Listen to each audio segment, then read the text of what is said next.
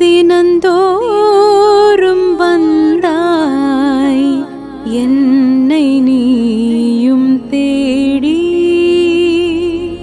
ஞானத்தை கையிலேந்தி உயர் ஞானத்தை கையிலேந்தி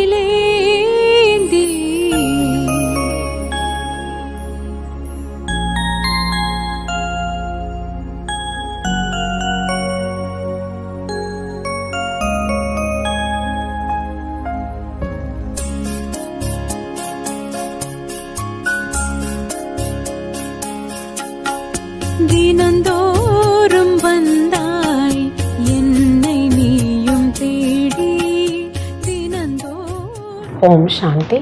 இன்றைய முரளியில் பாபா நமக்கு முக்கியமாக சொல்கிறாங்க, இந்த சங்கம யுகம் தான் எல்லாத்த விட மகிழ்ச்சியானது, மேலும் எல்லாருக்கும் நன்மை செய்யக்கூடியது. ஏன்னா பாபா சொல்கிறாங்க, இந்த நேரத்தில் தான் ஆண் பெண் அனைவருமே நீங்கள் முயற்சி செய்து உத்தம புருஷர்களாக மாறுறீங்க. அதாவது ஆத்மா கலியுகத்திலேருந்து சத்தியுகத்துக்கு போகிற அளவுக்கு சதோ பிரதானமாக மாறக்கூடிய நேரம் இதுதாங்கிற. பாபாவை நினைவு செய்து தூய்மை இல்லாத நிலையிலிருந்து ஆத்மா தூய்மையாக மாறுவது இந்த நேரத்தில் தான். மேலும் பாபா சொல்கிறாங்க, படைப்பவரான சிவ பாபா இப்போ தான் இந்த பூமிக்கு வராரு, வந்து இந்த ஈஸ்வரிய பல்கலைக்கழகத்தை உருவாக்குறாரு. இங்கே படித்து தான் நம்ம மனிதன்லேருந்து தேவதையாக மாறுறோம். சத்கதி என்பது உங்களுக்கு இதன் மூலமாக தான் கிடைக்குதுங்கிற. பக்தியில் சத்கதி கிடைக்காது, ஞானம் மூலமாக தான் உங்களுக்கு சத்கதி கிடைக்குது. இப்போ இந்த படிப்பானது வேறு எப்பொழுதுமே 5000 வருடத்தில் உங்களுக்கு கிடைக்க முடியாது. இந்த சங்கமிகத்தில் மட்டும்தான் இந்த பல்கலைக்கழகம் இருக்கும், இந்த படிப்பும் இருக்குங்கிற. மேலும் பாபா சொல்கிறாங்க, உங்களோட குறிக்கோள் இப்போ சதோ பிரதானமாக ஆகுவது தாங்கிற. எல்லா ஆத்மாவுமே வந்து சதோ ரஜோ தமோ நிலைகளை கடந்து தான் போகணும். எல்லா ஆத்மாவும் இங்கே வரும்போது சதோ பிரதானமாக தானே இருக்கும். அப்படின்னா இப்போ கலியுக கடைசியில் போகும்போது அப்படி தூய்மை ஆகணும்ல, எல்லாருமே தூய்மையற்ற நிலையிலிருந்து தூய்மை ஆகணும். அப்போ அந்த காரியத்தை செய்கிறதுக்கு தான் பாபா வராரு. அனைத்து ஆத்மாக்களையும் சதோ பிரதானமாக தூய்மையாக மாற்றுறாரு. சிலர் முக்திக்கு போயிடுறாங்க, சாந்தி தாமத்திற்கு. நீங்கள் வந்து ஜீவன் முக்திக்கு போகிறீங்க. அப்போ இது எவ்வளோ எல்லாருக்கும் நன்மை செய்யக்கூடிய ஒரு டைம்னு பாபா சொல்கிறாங்க. மேலும் பாபா சொல்கிறாங்க, இந்த சமயத்தில் நிறைய ஆத்மாக்கள் உலகத்தில் வந்து தூய்மையாக கூட இருக்கிறாங்க. குமாரர்கள் சில குமாரிகளாக அப்படியே இருக்கிறாங்க தூய்மையாக. சில சன்னியாசிகள் கூட அப்படியே தூய்மையாக வாழ்கிறாங்க. ஆனால் பாபா எப்படிப்பட்ட தூய்மையை நம்மக்கிட்ட கொண்டு வராருன்னா, இந்த தூய்மை கிடையாது. ஆத்மா எப்போ பரம்தாம்லேருந்து கீழே வந்ததோ ஒவ்வொருத்தரும், அப்போ சதோ பிரதானமாக எப்படி இருந்தோம், அப்படிப்பட்ட தூய்மையை கொண்டு வரதுக்காக தான் இப்போ பாபா வந்திருக்கேன்னு சொல்கிறேன். மேலும் பாபா வந்து இந்த கல்ப விருட்சத்தினுடைய மனித சிருஷ்டியோட மரத்தினுடைய முழு விஷயத்தையும் நமக்கு கற்பிக்கின்றார். ஒவ்வொரு தர்மங்களும் எப்படி ஒவ்வொன்றாக அடுத்தடுத்து வருது, இதெல்லாம் நீங்கள் இப்போ புரிஞ்சிருக்கிறீங்கிற. பக்தி என்பது ஒரு விஸ்தாரமான ஒரு மரம்ங்கிற. அதனோட கிளைகள் ரொம்ப பெருசு.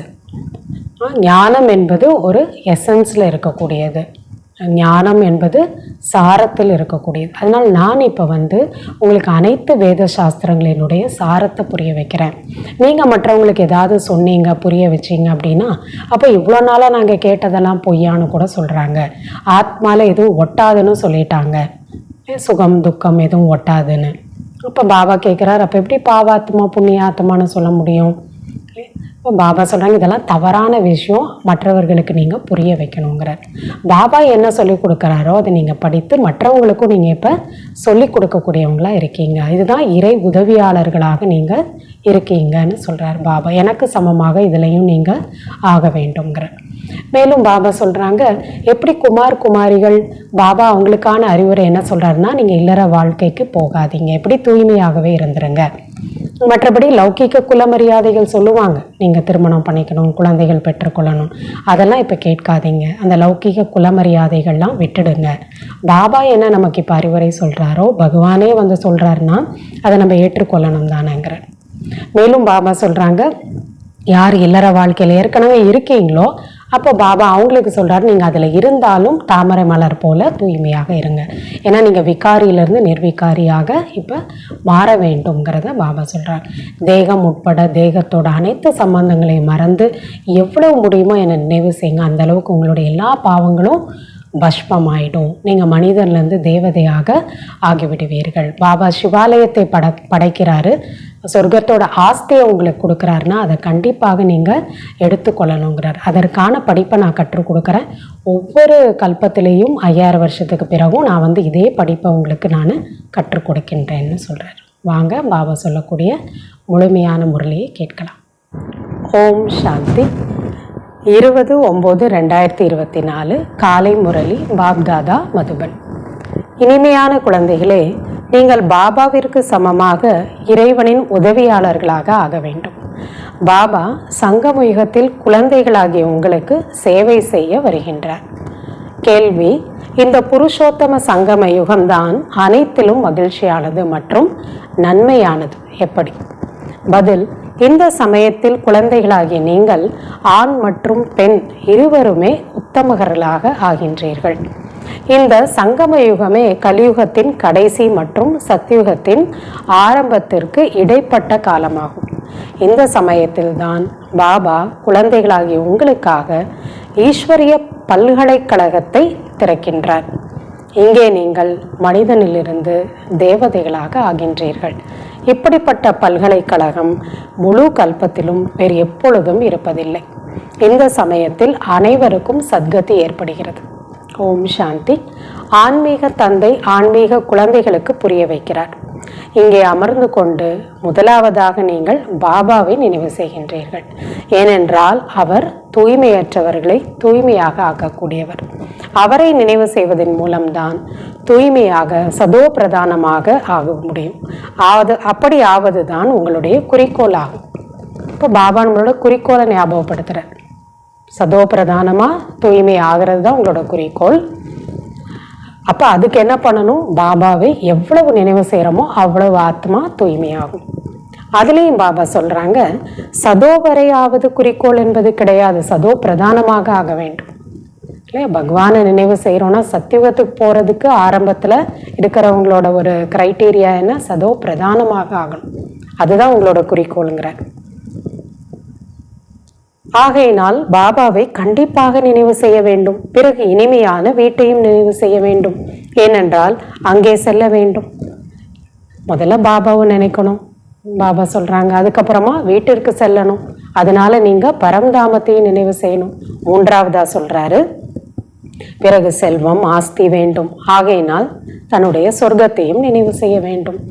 சாந்தி தாம், அப்புறம் சுகதாம். ஏன்னா நீங்கள் அங்கே போகிறதுக்கு தான் ரெடி ஆகுறீங்க. அப்போ அதையும் நினைவு செய்ய வேண்டும். ஏனென்றால் நினைவின் மூலமாக தான் பலன் கிடைக்கிறது. எதை நினைக்கிறீங்களோ அதில் தான் பிராப்தி இருக்குது. நாம் பாபாவின் குழந்தைகளாக ஆகியுள்ளோம் என்பது உங்களுக்கு தெரிகிறது. பாபாவினுடைய அறிவுரை, அதாவது ஸ்ரீமத்தை பெற்று நாம் வரிசை கிரமமான முயற்சிக்கு ஏற்றபடி சொர்க்கத்திற்கு செல்வோம். எல்லாருமே சதோ பிரதானம் ஆகிறது இல்லை. இப்போ யார் ஆகுறாங்களோ அவங்க ஆரம்பத்தில் போவாங்க சொர்க்கத்தில், சதோனா கடைசியில் போவாங்க. பாபா தான் சொல்கிறாங்க, நீங்கள் அவங்கவுங்க செய்யக்கூடிய வரிசை கிரமமான முயற்சிக்கு ஏற்றபடி தான் நீங்கள் சொர்க்கத்துக்கு போகிறீங்க. மற்றபடி மற்ற அனைத்து ஆத்மாக்களும் சாந்தி தாமத்திற்கு சென்று விடுவார்கள். வீட்டிற்கு கண்டிப்பாக செல்ல வேண்டும். இப்போ கலியுக கடைசியில் எல்லாருமே வீட்டிற்கு செல்ல வேண்டும். இப்பொழுது ராவண ராஜ்யம் என்பதும் குழந்தைகளுக்கு தெரிகிறது. இதற்கு மாறாக சத்தியுகத்திற்கு ராமராஜ்யம் என்று பெயர் அளிக்கப்படுகிறது. ஏன்னா அது ராவண ராஜ்யம்னா அதர்மமான ராஜ்யம். அப்போ தர்மமான ராஜ்யத்துக்கு என்ன பெயர் வைக்கிறது? ராவணனுக்கு ஆப்போசிட்டா அது ராவண ராஜ்யம், இது ராம ராஜ்யம். 2 கலைகள் பிறகு குறைந்து விடுகிறது. அவர்களை சூரிய வம்சத்தினர் என்றும் இவர்களை சந்திர வம்சத்தினர் என்றும் சொல்லப்படுகிறது. ராமராஜ்யத்தில் வரவங்க, அதாவது ஆரம்பத்தில் சத்தியுகத்தில் வரவங்க சூரிய வம்சம். அதுக்கப்புறமா 2 கலை குறைஞ்சிருச்சு, திரேதாயுகம் வந்துருச்சு அப்படின்னா அது சந்திர வம்சம்னு சொல்கிறேன். எப்படி கிறிஸ்துவ ராஜ்யம் ஒன்றுதான் இருக்கிறது, அதே போல இதையும் கூட ஒரு ராஜ்யம் என்று சொல்லப்படுகிறது. ஆனால் அதில் சூரிய வம்சத்தினர் மற்றும் சந்திர வம்சம் என்பது இருக்கிறார்கள். பாபா சொல்கிறாங்க இந்த ராஜ்யத்திலே இந்த வித்தியாசம் இருக்குங்கிற இந்த விஷயங்கள் நாம் எந்த சாஸ்திரங்களிலும் இல்லை. பாபா அமர்ந்து புரிய வைக்கிறார். இதைத்தான் ஞானம் அல்லது நாலேஜ் என்று கூறப்படுகிறது. சொர்க்கம் ஸ்தாபனை ஆகிவிட்டது என்றால் ஞானத்திற்கு அவசியம் இல்லை. ஏன்னா ஞானம் சன்ஸ்காரமாக மாறிடும். இந்த ஞானம் குழந்தைகளுக்கு புருஷோத்தம சங்கமயுகத்தில் தான் கற்றுக் கொடுக்கப்படுகிறது. சகோதர சகோதரிகளே, இது புருஷோத்தம சங்கம யுகமாகும். இது ஒரு முறைதான் வருகின்றது. 5000 வருஷத்துல ஒரு முறைதான். இதெல்லாம் தங்களுடைய சேவை நிலையங்கள் மற்றும் அருங்காட்சியகத்தில், அதாவது எக்ஸிபிஷன் வைக்கும்போது பெரிய பெரிய எழுத்துகளில் கண்டிப்பாக எழுதப்பட்டிருக்க வேண்டும். புருஷோத்தம சங்கம யுகத்தின் அர்த்தத்தை புரிந்து கொள்ளவில்லை என்றால் கலியுகத்தின் கடைசி மற்றும் சத்யுகத்தின் ஆரம்பமான நிலையை யாரும் புரிந்து கொள்ள முடியாது. அதனால் இதில் அவசியம் இது சங்கமம் என்று எழுத வேண்டும். சங்கம யுகத்தை பற்றி புரிய வைக்கிறது ரொம்ப அவசியங்கிறார். அப்போ தான் இந்த 2 யுகத்தை புரிஞ்சுப்பாங்க. கலியுகத்தோட கடைசி இப்போ சத்யுகம் வரப்போகுது, 2ஐயும் புரிஞ்சுப்பாங்க. எனவே சங்கம யுகம் அனைத்திலும் மகிழ்ச்சிகரமானது, நன்மை விளைவிக்கக்கூடியது, எல்லாத்துக்கும் நன்மையை ஏற்படுத்தக்கூடியதாக இருக்கு. நாம் புருஷோத்தம சங்கமயுகத்தில் தான் வருகின்றேன் என்று பாபா கூறுகின்றார். எனவே சங்கமயுகத்தின் அர்த்தத்தையும் புரிய வைக்கப்படுகிறது. 2 யுகமும் சந்திக்கக்கூடிய டைம்ல தான் பரமாத்மா வர்றார். இப்போ அதுதான் சங்கமயுகம். அதனால சங்கமயுகம்ங்கிறத பாபா வரக்கூடிய சமயங்கிறதையும் நம்ம புரிய வைக்கலாங்கிறார். விகாரம் நிறைந்த உலகத்தின் கடைசி, சிவாலயத்தின் ஆரம்பம், இதுதான் புருஷோத்தம சங்கமயுகம் என்று சொல்லப்படுகிறது. 2ம் கலக்கக்கூடிய டைம். இங்கே அனைவரும் விகாரிகளாக இருக்கிறார்கள், அங்கே அனைவரும் நிர்விகாரிகளாக ஆகின்றார்கள். எனவே நிர்விகாரிகளை தான் உத்தமமானவர்கள் என்று சொல்ல முடியும் அல்லவா? இல்லை, இங்கே இருக்கிறவங்கள அப்படி சொல்ல முடியாது. ஆண் மற்றும் பெண் இருவருமே உத்தமமானவர்களாக ஆகின்றனர். ஆகையால் இதனுடைய பெயரே புருஷோத்தம சங்கமயுகம் என்ற இந்த விஷயங்கள் எல்லாம் பாபா குழந்தைகளாகிய உங்களை தவிர வேறு யாருக்கும் தெரியாது என்று கூறுகிறார். நம்ம தான் புரிஞ்சுக்கிறோம். புருஷோத்தம சங்கமயுகம் எப்பொழுது நடக்கின்றது என்பது யாருடைய சிந்தனையிலும் வருவதில்லை. சங்கமயுகம் பற்றியே யாருக்கும் தெரியாது. இப்போது பாபா வந்துள்ளார். அவர் மனித சிருஷ்டியின் விதையாக இருக்கின்றார். அவருக்கு தான் இவ்வளவு மகிமைகள் என்பது இருக்கின்றது. பக்தியில் எப்படியெல்லாம் அவரை புகழ் பாடுறாங்க. அவரை ஞானக்கடல், ஆனந்த கடல், தூய்மையற்றவர்களை தூய்மையாக்கக்கூடியவர், அதாவது பத்தித்த பாவனர், இப்படியெல்லாம் அவரை பற்றி பாடுறாங்க. ஞானத்தின் மூலம் சத்கதி அடைய வைக்கின்றார். இல்லையா? ஞானம் கொடுத்து தான் அவர் சத்கதி கொடுக்க முடியும். பக்தியின் மூலம் சத்கதி என்பது ஒரு பொழுதும் சொல்ல முடியாது. பக்தியில் அது கிடைக்க வாய்ப்பே இல்லை. ஞானத்தின் மூலம்தான் சத்கதி ஏற்படுகிறது. மேலும் சத்யுகத்தில் சத்கதி ஆகும். அவர் வந்து கொடுத்துட்டாருன்னா 2500 வருஷம் நம்ம சத்கதியில் இருப்போம். எனவே கண்டிப்பாக கலியுகத்தின் கடைசி மற்றும் சத்யுக ஆரம்பத்தின் சங்கமயுகத்தில் தான் வருவார். அவருடைய வேலை எப்பனா இப்போதான் 2 யுகத்தினுடைய சந்திப்பில் 2ம் கலக்கக்கூடிய இந்த யுகம் மாதிரி அந்த யுகம் ஆரம்பிக்கணும். இப்போ அந்த டைமில் தான் அவர் வரார். பாபா எவ்வளவு தெளிவாக இதெல்லாம் புரிய வைக்கிறார் இல்லையா? பகவான் எப்போ வர்றார் அப்படிங்கிறத தெளிவாக புரிய வைக்கிறார். அவரே வந்து புரிய வைக்கிறார். புதியவர்களும் அப்படியே கல்பத்திற்கு முன்னால் எப்படி வந்தார்களோ அப்படியே வருகிறார்கள், வந்து கொண்டே இருக்கிறார்கள். யாரெல்லாம் வரணுமோ எப்பெல்லாம் வரணுமோ வராங்க. ராஜ்யம் அப்படிதான் ஸ்தாபனை ஆக வேண்டும். நாம் இறைவனுடைய சேவாதாரிகள், உண்மையிலும் உண்மையானவர்கள் என்பது குழந்தைகளாகி உங்களுக்கு தெரியும். ஒருவருக்கு மட்டுமே படிப்பிக்க முடியுமா? அவர் வராருன்னா கீதையில காமிச்சிட்டாங்க, ஒரு அர்ஜுனருக்கு உபதேசம் பண்ணாரு கிருஷ்ணன். ஆனால் அப்படி கிடையாது. எவ்வளோ கோடி ஆத்மாக்களுக்கும் அவர் சொல்லித்தரார், கற்றுக் கொடுக்கிறார். பிரம்மா பாபா படிக்கின்றார். பிறகு இவர் மூலம் நீங்கள் படித்து மற்றவர்களுக்கும் படிப்பிக்கின்றீர்கள். ஆகையினால் இங்கே இந்த பெரிய பல்கலைக்கழகத்தை திறக்க வேண்டியதாக இருக்கிறது. முழு உலகத்திலும் வேறு எந்த பல்கலைக்கழகமும் இப்படி இல்லை. ஈஸ்வரிய பல்கலைக்கழகமாக இருக்கின்றது. இதெல்லாம் உலகத்தில் வேறு யாருக்கும் தெரிவதில்லை. கீதையின் பகவான் சிவன் வந்து இந்த பல்கலைக்கழகத்தை திறக்கின்றார் என்பதை இப்பொழுது குழந்தைகளாகிய நீங்கள் தெரிந்துள்ளீர்கள். பாருங்க, கீதையை சொல்லக்கூடியவர் யாரு? ஈஸ்வரன். இது உங்களுக்கு தான் தெரிகின்றது. புதிய உலகத்தின் எஜமானர்கள் தேவி தேவதைகளாக உங்களை மாற்றுகின்றார். இந்த யூனிவர்சிட்டியை திறந்து என்ன பண்றாரு? நம்மள தேவதையாக்குறார். இந்த சமயத்தில் தமோ பிரதானமாக ஆத்மாக்கள் ஆகிவிட்டனர். பிறகு அந்த ஆத்மாக்களை சதோ பிரதானமாக மாற வேண்டும். இந்த சமயத்தில் அனைத்தும் தமோ பிரதானமாக இருக்கின்றது அல்லவா? இல்லையா? மனிதாத்மாவும் சரி, இயற்கையும் சரி, எல்லாமே அப்படி ஆயிடுச்சு. நிறைய குமாரர்கள் கூட தூய்மையாக இருக்கிறார்கள், குமாரிகளும் தூய்மையாக இருக்கிறார்கள், சன்னியாசிகள் கூட தூய்மையாக இருக்கிறார்கள். ஆனால் இன்றைக்கு அந்த தூய்மை என்பது இல்லை. முதலில் ஆத்மாக்கள் வரும் பொழுது எப்படி தூய்மையாக இருக்கின்றது?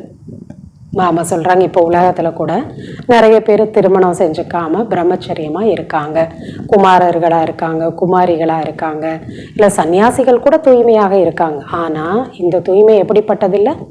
பாபா சொல்கிறாங்க, ஆத்மா எப்போ இந்த சிருஷ்டிக்கு வந்ததோ அந்த நேரத்தில் எவ்வளோ சதோ பிரதானமாக தூய்மையாக இருந்ததோ அந்த தூய்மை இப்போ இல்லைன்னு சொல்கிறார். இப்போ அப்படி தூய்மையாக மாற்றுறதுக்கு தான் நான் வரேங்கிறதையும் பாபா சொல்கிறாங்க.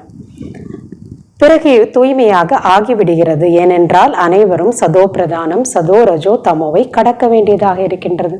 ஒவ்வொரு ஆத்மாவுமே சதோ பிரதான நிலையில தான் வரும். அதுக்கப்புறமா சதோ ரஜோ தமோவை அடையும், மீண்டும் சதோ பிரதானமாக ஆகிதான் தீரணும். இதெல்லாம் நீங்கள் தெரிந்துள்ளீர்கள். கடைசியில் அனைவரும் தமோ பிரதானமாக ஆகிவிடுவாங்க. எல்லாருமே தமோ பிரதானமாக ஆகிவிடுகிறார்கள். இப்பொழுது பாபா நேரடியாக அமர்ந்து இதெல்லாம் புரிய வைக்கிறார். இந்த மரமானது தமோ பிரதானமானதாக முற்றிலும் எற்றுப்போன நிலையை அடைந்திருக்கிறது, பழையதாக ஆகிவிட்டது. எனவே கண்டிப்பாக இதனுடைய விநாசம், அழிவு நடக்க வேண்டும். இல்லையா? நாமளே ரொம்ப மரம் நம்ம வீட்டில் பழசாயிடுச்சுன்னா வெட்டிடுறோம் இல்லையா? அதே போல தான் இந்த சிருஷ்டி ரொம்ப எற்றுப்போன பழைய நிலைக்கு வந்துடுச்சு, இனிமேல் யூஸே இல்லை அப்படிங்கிற மாதிரி. இது விதவிதமான தர்மங்களின் மரமாகும். ஆகையினால் இதை பெரிய லீலை என்று சொல்லப்படுகிறது. இல்லையா? இதுதான் பகவானோட லீலைன்னெலாம் சொல்கிறாங்க. இது பெரிய ட்ராமாவாக இருக்குது. எவ்வளவு பெரிய எல்லையற்ற மரமாக இருக்கிறது. அது ஜட மரமாக இருக்கிறது. விதை போட்டீர்கள் என்றால் அந்த மரம் வருகிறது. இதில் விதவிதமான தர்மங்களின் விதவிதமான சித்திரங்களாக இருக்கின்றது. அனைவருமே மனிதர்கள் தான், ஆனால் அதில் நிறைய பிரிவுகள் இருக்கின்றது இல்லையா? நிறைய இங்கே பிரான்ச்சஸ் இருக்கு இல்லையா ஒரே மரத்தில். ஆகையால் மிகப்பெரிய லீலை என்று சொல்லப்படுகிறது. தர்மங்கள் அனைத்தும் எப்படி வரிசை கிரமமாக வருகின்றது என்பதை நீங்கள் தெரிந்துள்ளீர்கள். ஒரு தர்மம் படைக்கப்படுது, கொஞ்ச நாள் கழிச்சு அதுக்கப்புறம் அடுத்த தர்மம் வருது, இன்னொரு 500 வருஷம் கழிச்சு வருது, அப்புறம் 250 வருஷம் கழிச்சு இன்னொரு தர்மம் வருது. அப்படி பாபா இதெல்லாம் எவ்வளோ அக்யூரேட்டாக ட்ராமாவில் இந்த லீலைகள்லாம் உருவாக்கப்பட்டிருக்குங்கிற. இப்பொழுது அனைவரும் செல்ல வேண்டும், பிறகு வர வேண்டும். இந்த நாடகம் இப்படிதான் உருவாக்கப்பட்டுள்ளது. இது இயற்கையின் நாடகமாகும். இவ்வளவு சிறிய ஆத்மாவில் அல்லது பரமாத்மாவில் எவ்வளவு நடிப்பு நிறைந்துள்ளது. பாபா இது ஆச்சரியமா இருக்குங்கிறது. இதுதான் இயற்கையாகும். பரமாத்மாவை சேர்த்து பரமாத்மா என்று சொல்லப்படுகிறது. பரம் ஆத்மா, மிக உயர்ந்த ஆத்மா. நீங்கள் அவரை பாபா என்று சொல்கிறீர்கள். என அப்பான்னு நாம ஏன் சொல்றோம்? ஏனென்றால் அவர் அனைத்து ஆத்மாக்களுக்கும் பரம தந்தையானவர், உயர்ந்த தந்தையவர். ஆத்மா தான் நடிப்பு அனைத்தையும் நடிக்கின்றது என்பதை நீங்கள் தெரிந்திருக்கிறீர்கள். உடல் கிடையாது. மனிதர்கள் இதையெல்லாம் தெரிந்திருக்கவில்லை. அவர்கள் ஆத்மாவில் எதுவும் ஒட்டாது என்று சொல்லிவிட்டார்கள். ஒரு சைடு என்ன சொல்லிட்டாங்க? ஆத்மா நிர்லேப், பாவம் புண்ணியம் எதுவுமே ஒட்டாது, சன்ஸ்காரம் இருக்காதுன்னு சொல்கிறாங்க. ஆனால் அப்படி கிடையாது, ஆத்மாவில் தான் எல்லாமே ஒட்டுதுன்னு பாபா சொல்கிறார். உண்மையில் இந்த வார்த்தை தவறாகும். இதையும் பெரிய பெரிய எழுத்துக்களில் எழுதிவிட வேண்டும். ஆத்மாவில் எதுவும் ஒட்டாது என்பது இல்லை. அப்படி இருந்தால் எப்படி பாவாத்மா, புண்ணிய ஆத்மா, மகாத்மான்லாம் எப்படி சொல்கிறது? தர்மாத்மான்னு இல்லை. இப்போ ஆத்மாவில் தான் எல்லாமே ஒட்டுது. இதை கூட நீங்கள் மற்றவங்களுக்கு புரிய வைக்கணுங்கிறது. ஆத்மா எப்படி நல்ல அல்லது கெட்ட கர்மத்தை செய்கிறதோ அதற்கேற்ற பலனை அடைகிறது. கெட்ட சன்ஸ்காரங்களினால்தான் தூய்மையற்றதாக மாறிவிடுகிறது. அப்போ சன்ஸ்காரமும் ஆத்மால தான் இருக்கு. ஆகையினால்தான் தேவதைகளுக்கு முன்னால் சென்று அவர்களை மகிமை பாடுகிறார்கள். இப்பொழுது உங்களுக்கு 84 பிறவிகளை பற்றி தெரிந்துவிட்டது. வேற எந்த மனிதர்களுக்கும் தெரிந்திருக்கவில்லை. ஆத்மா தான் ஒவ்வொரு பிறவியாக எடுத்துகிட்டு போகுது சன்ஸ்காரத்தை.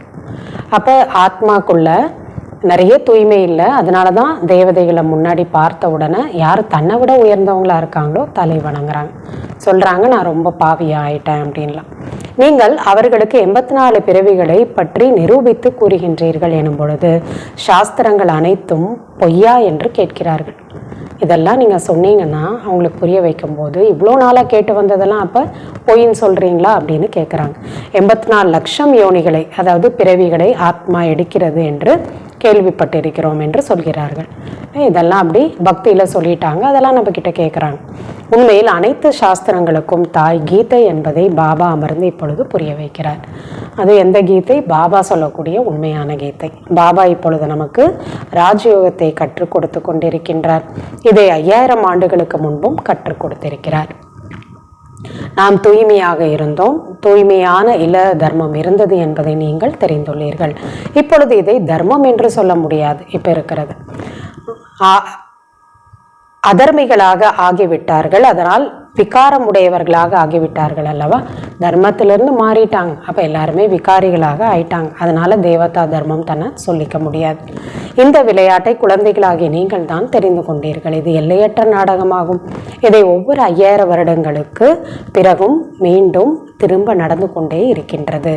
லட்சக்கணக்கான ஆண்டுகள் அதனுடைய விஷயமாக இருந்தால் பிறகு அது யாருமே புரிந்து கொள்ள முடியாது. 5000 வருஷத்தோட ட்ராமாவையே மறந்துட்டோம், புரிஞ்சுக்க முடியல. ஆனால் அவங்க சொல்கிற மாதிரி லட்சக்கணக்கான வருடம் இந்த ட்ராமா நடக்குதுன்னா யாருனால புரிஞ்சுக்க முடியும்? இதெல்லாம் நேற்றைய விஷயங்கள் போன்றதாகும். நீங்கள் சிவாலயத்தில் இருந்தீர்கள் என்று விகார உலகத்தில் இருக்கிறீர்கள். இவ்வளோதான். ட்ராமாங்கிறது ஒரு கல்பம், 5000 வருஷம்தான், நேற்றும் இன்னைக்கு போலதாங்கிறார் பாபா. பிறகு நாளை சிவாலயத்தில் இருப்பீர்கள். சத்தியுகத்தை சிவாலயம் என்று சொல்லப்படுகிறது, திரேதாவை பாதி சொர்க்கம் என்று சொல்லப்படுகிறது. இத்தனை ஆண்டுகள் இங்கே இருப்பீர்கள், மறுபிறவிகள் வரதான் வேண்டும் இல்லையா? மறுபிறவியில் நம்ம வந்து தான் தீரணும். இதனை ராவண ராஜ்யம் என்று சொல்லப்படுகிறது. நீங்கள் அரை கல்பம் தூய்மையற்றவர்களாக ஆகியிருக்கின்றீர்கள் என்று பாபா கூறுகின்றார். இல்லற வாழ்க்கையில் இருந்து கொண்டே தாமரை மலருக்கு சமமாக தூய்மையாக ஆகுங்கள். குமார் மற்றும் குமாரிகள் தூய்மையாக தான் இருக்கிறார்கள். இவர்களுக்கு பாபா கூறுகிறார், இல்லற மார்க்கத்திற்கு செல்ல வேண்டாம். இப்போ தூய்மையாகவே இருந்துருங்க. யார் குமாரர்களா குமாரிகளா இருக்கீங்களோ அப்படியே இருந்துருங்க. ஏனெனில் மீண்டும் தூய்மையாகுவதற்கு பிறகு முயற்சி செய்ய வேண்டியதாக இருக்கும். இதெல்லாம் பாபா புரிய வைக்கின்றார். பகவானுடைய மகா வாக்கியம் தூய்மையாக ஆகுங்கள் என்பதாகும். அவர் சொல்றது என்ன? பவித்திரமா ஆகுங்க. எனவே எல்லையற்ற தந்தை சொல்வதை ஏற்றுக்கொள்ள வேண்டும் அல்லவா. நமக்காக என்ன அவர் அறிவுரை கொடுக்கிறாரோ சுயம் பகவான், அதை நம்ம யோசிக்காம அப்படியே ஏற்றுக்கொள்ளணும் தானே. நீங்கள் குடும்ப விவகாரங்களில் இருந்து கொண்டே தாமரை மலருக்கு சமமாக தூய்மையாக இருக்க வேண்டும். இது யாருக்கு சொல்றாரு? யார் ஏற்கனவே இல்லற மார்க்கத்துல இருக்கீங்களோ அவங்க இருந்தாலும் தூய்மையாக இருங்க, விகாரத்துல செல்லாதீங்க. குமார் குமாரிகள் யார் அப்படி இருக்கீங்களோ தூய்மையா அப்படியே இருந்துருங்க. நீங்கள் இல்லற மார்க்கத்தில் விகாரத்தில் செல்ல வேண்டாம். பாபா 21 பிறவிகளுக்கு தூய்மையற்றவர்களாக ஆவதிலிருந்து காப்பாற்ற வந்திருக்கும் போது குழந்தைகள் தூய்மையற்றவர்களாக ஆவதற்கான பழக்கத்தை ஏன் ஏற்படுத்துகிறீர்கள்? விகாரத்தில் ஏன் போகணும்? இதில் குல வழக்கங்களை மரியாதைகளை எல்லாம் விட வேண்டியதாக இருக்கும் இல்லையா. லௌகீகத்தில் இத்தனை வயசானா பெண் குழந்தையாகட்டும் கல்யாணம் பண்ணி தான் ஆகணும், இப்படி தான் குழந்தைகள் பெற்றுக்கொண்டு தான் ஆகணும். இதெல்லாம் குல மரியாதை. ஆனால் அதெல்லாம் லௌகீக குல மரியாதைகள், அதெல்லாம் நீங்கள் இங்கே வந்தீங்கன்னா விட்டுருங்கிற. இது எல்லையற்ற விஷயமாகும். குமாரர்கள் அனைத்து தர்மங்களிலும் நிறைய பேர் இருக்கிறார்கள். ஆனால் பாதுகாப்பாக இருப்பது கொஞ்சம் கஷ்டமாக இருக்கிறது. இந்த உலகத்தில் இருந்துட்டு விகாரத்திலிருந்து விலகி இருக்கிறதுனா கஷ்டங்கிறார் பாபு. ஏனெனில் ராவண ராஜ்யத்தில் இருக்கிறார்கள். வெளிநாடுகளில் கூட நிறைய மனிதர்கள் திருமணம் செய்வதில்லை. பிறகு கடைசியில் துணை வேண்டும் என்பதற்காக செய்து கூட கொள்கிறார்கள். வயசாக கடைசியில யாரு பார்த்துப்பா அப்படின்னு நினைச்சு கூட நிறைய பேர் திருமணம் செய்துக்கிறாங்கிறார். குற்றப்பார்வையோடு செய்வதில்லை. இப்படி கூட உலகத்தில் நிறைய பேர் இருக்கிறார்கள். ஒரு துணை வேணும், தனக்கு உதவிக்கு வேணுங்கிறதுக்காக செஞ்சுக்கிறாங்க. மற்றபடி விகாரத்திற்காக கூட அவங்க அப்படி செய்யறதில்லைங்கிறார். முழுமையாக பராமரிக்கிறார்கள். பிறகு இறக்கும் போது ஏதாவது அவர்களுக்கு கொடுத்து விட்டு செல்கிறார்கள். தன் கூட இருந்து பார்த்துக்கிறவங்களுக்கு அவங்க சொத்துல இருந்து கொஞ்சம் கொடுத்துட்டு போறாங்க. கொஞ்சம் தர்மத்திற்கும் வைத்து விடுகிறார்கள், நல்ல காரியத்திற்கும் கொடுத்துட்டு போறாங்க. ஒரு ஸ்தாபனத்தை உருவாக்கி விட்டு செல்கிறார்கள். ஏதோ ஒன்று நிறைய பேருக்கு யூஸ் ஆகிற மாதிரி எதையாவது செய்துட்டு போறாங்க. வெளிநாடுகளில் கூட பெரிய பெரிய ட்ரஸ்ட்டுகள் இருக்கின்றனர். அவை இங்கேயும் கூட உதவி புரிகின்றனர். நிறைய ட்ரஸ்டெல்லாம் உருவாக்கி தன்னுடைய பணத்தை அதில் ஈடுபடுத்துகிறாங்க. அப்புறம் எந்த நாட்டில் எங்கே தேவையோ அனாதை குழந்தைகளுக்கு இல்லை ஏதாவது கல்வி நிறுவனங்கள் கட்டுறதுக்கு ஸ்கூலு அதுக்கெல்லாம் அதை யூஸ் பண்ணுற மாதிரி பண்ணிட்டு போயிடுறாங்க. அப்படியெல்லாம் கூட இருக்காங்கன்னு சொல்கிறார் பாபு. வெளிநாடுகளுக்கு உதவி கூடிய ட்ரஸ்ட் எதுவும் இங்கே இருக்காது. பாரதத்தில் அது போல் இங்கேருந்து வெளிநாட்டுக்கு அனுப்புறது, இங்கே இருக்கக்கூடிய ட்ரஸ்ட்டு ஃபாரினுக்கு உதவி செய்கிறதுன்னு இங்கே அந்த மாதிரி பழக்கத்தை பார்க்க முடியாதுங்கிற. இங்கே ஏழை மக்கள் தான் இருக்கிறார்கள். ஏன்னா இங்கேயே இருக்கிறவங்க ஏழ்மை ஆயிட்டாங்க. பாரதத்தில் என்ன உதவி செய்ய முடியும் அவர்கள்னால? அங்கே அவர்களிடம் நிறைய பணம் இருக்கிறது. பாரதம் ஏழ்மையானது அல்லவா? பாரதவாசிகளுடைய நிலை என்னவாக இருக்கிறது பாருங்கள். எப்படி இருந்தது, எப்படி ஆயிடுச்சு. பாரதம் எவ்வளவு உயர்ந்ததாக கிரீடத்தை போல இருந்தது. நேற்றைய விஷயமாகும். அவர்களே கூட சொல்கிறார்கள், 3000 ஆண்டுகளுக்கு முன்னால் இந்த பாரதம் சொர்க்கமாக, இந்த பூமி சொர்க்கமாக இருந்ததுன்னு கிறிஸ்டியன்ஸ் கூட சொல்றாங்க. கிரைஸ்ட் பிறக்கிறதுக்கு 3000 வருடத்துக்கு முன்னாடி உலகம் சொர்க்கமாக இருந்ததுன்னு சொல்றாங்க. பாபா தான் அப்படி மாற்றுகிறார், அதாவது சொர்க்கமாக மாற்றுறார். தூய்மையற்றவர்களை தூய்மையாக்குவதற்காக பாபா எப்படி மேலே இருந்து வருகின்றார் என்பதை நீங்கள் தெரிந்துள்ளீர்கள். அவர் ஞான கடலாக இருக்கின்றார். தூய்மையற்றவர்களை தூய்மையாக்குபவர், அனைவருக்கும் சத்கதியை வழங்கும் வள்ளல், அதாவது அனைவரையும் தூய்மையாக்கக்கூடியவர் அவர்தான். அனைவரும் என்னுடைய மகிமையை பாடுகிறார்கள் என்பதை நீங்கள் தெரிந்துள்ளீர்கள். நான் இங்கே உங்களை தூய்மையாக்க தூய்மையற்ற உலகத்தில் தான் வருகின்றேன். இங்கே வந்து தான் நம்மளை தூய்மையாக்கணும் அவர். நீங்கள் தூய்மையாகி விடுகிறீர்கள் எனும்போது முதலில் தூய்மையான உலகத்தில் வருகிறீர்கள். இங்கே யார் தூய்மையாகிறாங்களோ அவங்க தான் தூய்மையான உலகத்துக்கு முதல்ல வர முடியும். நிறைய சுகத்தை அடைகிறீர்கள் எங்க சத்தியுகத்தில். பிறகு ராவண ராஜ்யத்தில் வந்து விடுகிறீர்கள். பரம்பிதா பரமாத்மா ஞான கடல், அமைதியின் கடல், தூய்மையற்றவர்களை தூய்மையாக்குபவர் என்றெல்லாம் பாடுகிறார்கள். ஆனால் எப்பொழுது தூய்மையாக்க வருகிறார் என்பது யாருக்குமே தெரிந்திருக்கவில்லை. நீங்கள் என்னை மகிமை பாடுகிறீர்கள் அல்லவா என்று பாபா கேட்கின்றார். இப்பொழுது நான் வந்து உங்களுக்கு என்னுடைய அறிமுகத்தை அளித்து கொண்டிருக்கின்றேன். என்னை கூப்பிட்டுட்டே இருக்கிறீங்க, பாடிக்கிட்டே இருக்கீங்க. இப்போ நான் வந்து என்னை பற்றி சொல்கிறேன். நான் ஒவ்வொரு 5000 ஆண்டிற்கு பிறகும் இந்த புருஷோத்தம சங்கமயுகத்தில் வருகின்றேன். எப்படி வருகின்றேன் என்பதை புரிய வைக்கின்றேன். சித்திரம் கூட இருக்கிறது. பிரம்மா ஒன்றும் சூக்ஷ்ம வதனத்தில் இருப்பதில்லை. பிரம்மா எங்கே இருக்காரு? இந்த பூமியில தான் இருக்காரு. பிரம்மா இங்கே இருக்கின்றார் மற்றும் பிராமணர்களும் இங்கே தான் இருக்கிறார்கள். இவரைத்தான் அதாவது பிரம்மா பாபாவை தான் கொள்ளு தாத்தா என்று சொல்லப்படுகிறது. கிரேட் கிராண்ட் ஃபாதர்னா அவர் தான். இதனுடைய மரம் பிறகு உருவாகிறது இல்லையா? இவர் தான் கிராண்ட் ஃபாதர். அப்புறம் நம்ம பிராமணர்கள் இருக்கோம். இது மூலமா அப்படியே எல்லாரும் உருவாகிறாங்க. மனித சிருஷ்டியின் மரம் பிரஜாபிதா பிரம்மாவிலிருந்து தான் ஆரம்பிக்கும் அல்லவா? பிரஜாபிதா இருக்கின்றார் என்றால் கண்டிப்பாக அவருடைய பிரஜைகளும் இருப்பார்கள். சரீரத்தின் வழி வந்தவர்களாக இருக்க முடியாது இல்லையா? ஒருத்தருக்கு அவ்வளோ குழந்தைங்க இருக்க முடியுமா? பிரஜைகள் இருக்க முடியுமா? இல்லை. அதனால்தான் பாபா வாய் வம்சாவளின்னு சொல்றாரு. கண்டிப்பாக தத்தெடுக்கப்பட்டவர்களாகவே இருப்பார்கள். எள்ளு கொள்ளு தாத்தா என்றெல்லாம் கண்டிப்பாக தத்தெடுப்பார். நீங்கள் அனைவரும் தத்தெடுக்கப்பட்ட குழந்தைகளாக இருக்கின்றீர்கள். அப்படியே வம்சமாக வரக்கூடியவங்க. இப்பொழுது நீங்கள் பிராமணர்களாக ஆகியுள்ளீர்கள். பிறகு நீங்கள் தேவதைகளாக ஆக வேண்டும். சூதரிலிருந்து பிராமணன், பிறகு பிராமணனிலிருந்து தேவதை. இது குட்டி கர்ண விளையாட்டாகும். மீண்டும் மீண்டும் இதே போலதான் நடக்குது. விராட ரூப சித்திரம் கூட இருக்கின்றதல்லவா? அங்கிருந்து அனைவரும் இங்கே கண்டிப்பாக வர வேண்டும். தலையில எப்படி காமிச்சிருக்கிறாங்க? பாதத்துல யாரை காமிச்சிருக்காங்க? பாபா தான் சொல்றாங்க. இது போல குட்டிக்கர்ண விளையாட்டு போல அங்கே எப்படி ஃபஸ்ட்டு எடுத்தோடனே யாரை விட்டுட்டாங்க? பிராமணர்களை விட்டுட்டாங்க. மற்றபடி தேவதைகள், சத்திரியன், வைசியன், சூதரனை பாதத்தில் காட்டிட்டாங்க. ஆனால் திரும்ப அவங்க பிராமணர்கள் ஆகிறாங்கன்னு காட்டலை, திரும்ப தேவதையிலேருந்து காட்டுறாங்க. பாபா சொல்கிறாங்க இதெல்லாம் சித்திரம் கூட உருவாக்கப்பட்டிருக்கு. அனைவருமே இங்கு கண்டிப்பாக வந்துதான் தீர வேண்டும். அனைவரும் வந்து விடும்போது பிறகு படைப்பவரும் வருகின்றார். எல்லா ஆத்மாவும் பரம்தாம்லேருந்து கீழே வந்து தான் ஆகணும். எல்லாரும் அங்கேருந்து காலி பண்ணிட்டு வராங்கன்னா பாபாவும் படைப்பவரும் வரார். அவர் படைப்பவர், இயக்குனர், நடிக்கவும் செய்கின்றார் இல்லையா? சங்கமயுகத்தில் தான் அவருடைய நடிப்பு. ஹே ஆத்மாக்களே, நீங்கள் என்னை தெரிந்துள்ளீர்கள் என்று பாபா கூறுகின்றார். ஆத்மாக்களாகிய நீங்கள் அனைவரும் என்னுடைய குழந்தைகள். நீங்கள் முதலில் சத்தியுகத்தில் சரீரதாரிகளாக ஆகி எவ்வளவு நல்ல சுகத்தின் நடிப்பை நடத்தீர்கள். பிறகு 84 பிறவிகளை எடுத்து எவ்வளவு துக்கத்தில் வந்து விட்டீர்கள். நாடகத்தின் படைப்பாளி, இயக்குனர், தயாரிப்பாளர் அதெல்லாம் இருக்கின்றார்கள் அல்லவா? அதே போலதான் இது எல்லையற்ற நாடகம். அங்கே எப்படி டைரக்டர் இருக்கிறாரு, ப்ரொடியூசர் இருக்கிறாரு, அங்கே எப்படி நடிகர்கள் இருக்காங்க, அதே போலதான் இந்த ட்ராமாக்கும் பாபா எல்லாமாவும் இருக்காரு. இயக்குனர், தயாரிப்பாளர் இருக்கின்றார்கள் அல்லவா, அதே போலதான் இங்கும். எல்லையற்ற நாடகத்தை யாரும் தெரிந்திருக்கவில்லை. பக்தி மார்க்கத்தில் எப்படிப்பட்ட விஷயங்களை எல்லாம் சொல்லிவிட்டார்கள். மனிதர்களுடைய புத்தியில் அந்த விஷயங்களே நின்றுவிட்டது, அதையே நம்பிட்டாங்க.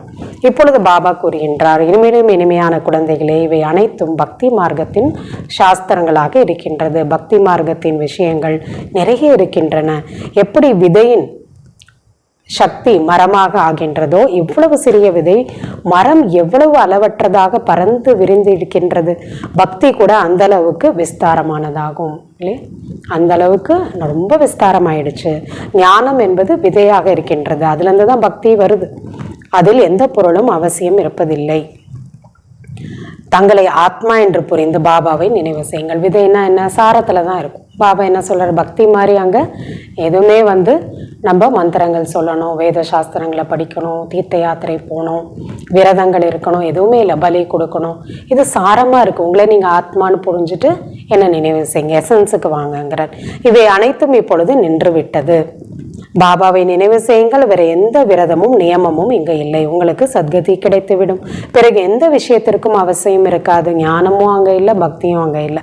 நீங்கள் தான் அதிக பக்தி செய்துள்ளீர்கள். அதனுடைய பலனை உங்களுக்கு கொடுப்பதற்காக நான் வந்துள்ளேன். தேவதைகள் சிவாலயத்தில் இருந்தார்கள். ஆகையால் கோயில்களுக்கு சென்று அவர்களின் மகிமையை பாடுகிறார்கள். உயர்ந்த நிலையில இருந்தவங்களை மகிமை பாடுறாங்க. இப்பொழுது பாபா புரிய வைக்கின்றால், இனிமேலும் இனிமையான குழந்தைகளே, நான் 5000 வருடங்களுக்கு முன்னால் கூட தங்களை ஆத்மா என்று புரிந்து கொள்ளுங்கள் என்று உங்களுக்கு புரிய வைத்திருந்தேன். அப்படின்னா ஏற்கனவே பாபா ஒவ்வொரு கல்பமும் நமக்கு இதை சொல்லிக் கொடுக்கிறார். தேகத்தின் அனைத்து சம்பந்தங்களையும் விட்டு தந்தையாகிய என் ஒருவரை மட்டும் நினைவு செய்தீர்கள் என்றால் இந்த யோக அக்னியின் மூலம் உங்களுடைய அனைத்து பாவங்களும் சாம்பலாகிவிடும். பாபா எதையெல்லாம் இப்பொழுது புரிய வைக்கின்றாரோ இதை கல்பமாக புரிய வைத்து கொண்டே வருகின்றார். கீதையில் கூட சில வார்த்தைகள் நன்றாக இருக்கின்றது. மன்மனாபவங்கிறதெல்லாம் இருக்கு. மன்மனாபவ என்றால் என்னை நினைவு செய்யுங்கள் என்பதாகும். நான் இங்கே வந்துள்ளேன் என்று பாபா கூறுகின்றார். யாருடைய உடலில் வருகின்றேன் என்பதையும் கூறுகின்றார். பிரம்மாவின் மூலம் அனைத்து வேத சாஸ்திரங்களின் சாரத்தையும் உங்களுக்கு கூறுகின்றேன். சித்திரத்தை கூட காட்டுகிறார்கள், ஆனால் அர்த்தத்தை புரிந்து கொள்வதில்லை. சிவ பாபா பிரம்மாவின் உடலின் மூலம் அனைத்து வேதங்கள் போன்றவற்றின் சாரத்தை எப்பொழுது புரிய வைக்கிறார், எப்படி சொல்கின்றார் என்பதையெல்லாம் நீங்கள் புரிந்து கொள்கிறீர்கள். 84 பிறவிகளின் நாடகத்தின் ரகசியத்தையும் கூட உங்களுக்கு புரிய வைக்கிறார். இவருடைய நிறைய பிறவிகளின் கடைசி பிறவியில் வருகின்றேன். யாரு? பிரம்மாவோட. இவர்தான் முதல் இளவரசனாக ஆகின்றார், ஸ்ரீகிருஷ்ணனாக ஆகிறார்.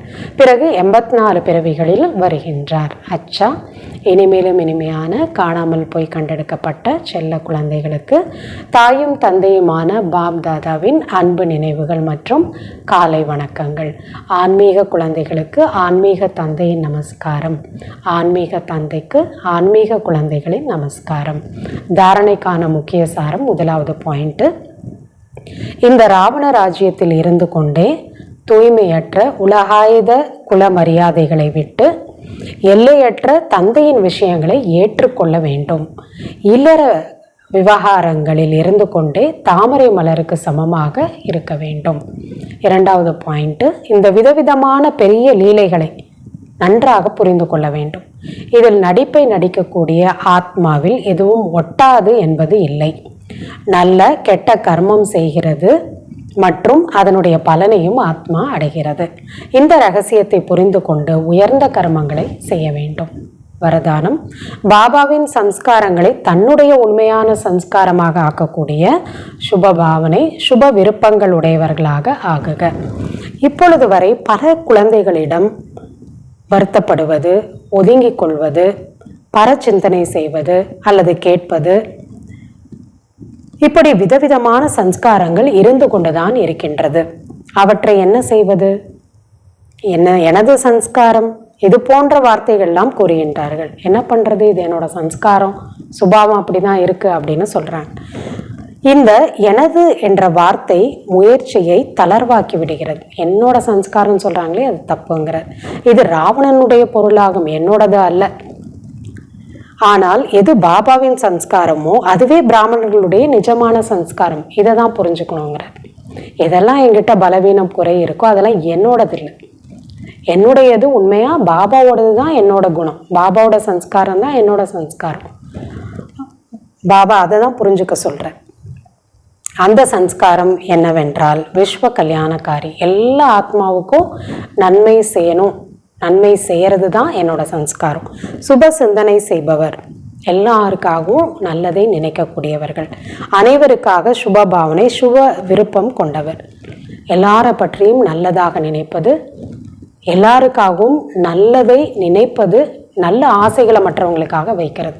இவங்க எப்படி உயர்வாக இருக்கணும், உயர்ந்தவங்களாக மாறணும், இவங்களும் சத்தியுகத்தில் தேவதையாக ஆகணும், இவங்களும் தன்னுடைய குறை பலவீனத்தை விட்டுட்டு உயர்ந்த நிலையை அடையணும், இவங்களுடைய துக்கங்கள் விலகி இவங்க சுகமாக சந்தோஷமாக இருக்கணும். இப்படி சுப விருப்பங்கள் ஆசைகள் எப்படி பாபா வைக்கிறாரோ நன்மைக்கான எண்ணங்களை, அதுதான் உங்களுடைய உண்மையான சன்ஸ்காரம்னு சொல்கிறேன். ஸ்லோகன்: யாரிடத்தில் சக்திகள் இருக்கின்றதோ அவர்களே சக்திகளின் பொக்கிஷங்களுக்கு அதிகாரி ஆவார்கள். எல்லா சக்திகளும் இருக்கக்கூடியவங்க தான் சக்திகளோட பொக்கிஷத்திற்கு அதிகாரி. அதனால் எந்த சக்திக்கும் குறை இருக்கக்கூடாதுங்கிறார் பாபா. என்கிட்ட இது இருக்குது இது இல்லை அப்படின்னு சொல்லக்கூடாது. அச்சா. ஓம் சாந்தி.